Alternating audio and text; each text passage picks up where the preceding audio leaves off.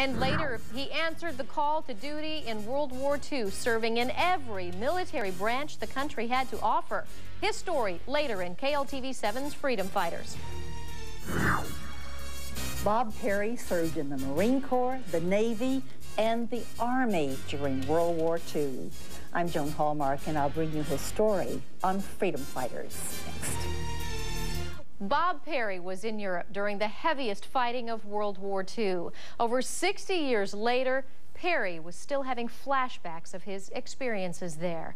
KLTV7's Joan Hallmark brings us Peery's story in tonight's Freedom Fighters. White Oak Junior High knew Bob Peery as their coach, shop teacher, and counselor. But from 1941 through 1945, Peery was a warrior. In fact, Peery's among only a handful of warriors who can say they served in the Navy, Marines, and Army. We landed in Le Havre, France, and he moved us right up to the front line. Peery joined the Navy Air Corps only months after Pearl Harbor, but washed out because of severe air sickness. He next joined the Army and later was in the Marine Corps.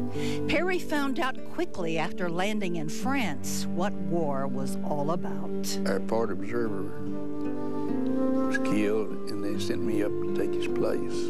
Peery's orders were to go into enemy territory to capture Germans for interrogation, but he soon found himself surrounded by the enemy. We were pinned down immediately, and they started firing. We started firing. I dived behind a little tree.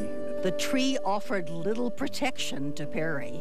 About this time, it was something hit me right in the middle of the back, and I had it pictured as a hand grenade. I had just something told me it was a hand grenade.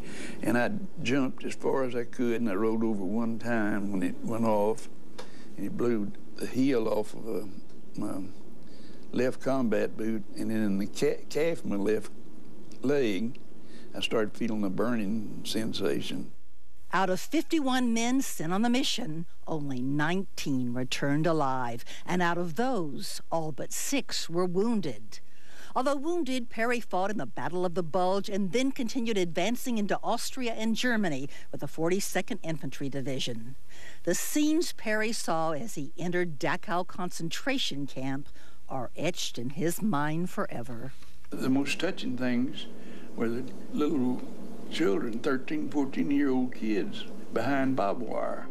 The most horrific sight was the lampshades made of human skin in the camp commander's quarters. And yet there was one experience when a young GI on patrol with him was hit by a phosphorus shell fragment that was to haunt Peery for over 60 years. He started screaming, and I crawled down there to him, and he was bleeding and said, "Please don't leave me, please don't leave me."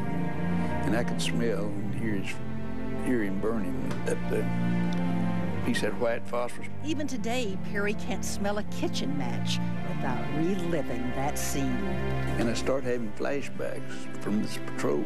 Bob Peery was awarded 2 Bronze Stars, a Purple Heart, and other medals for his service in World War II. But he says his greatest reward has come recently during our War on Terror.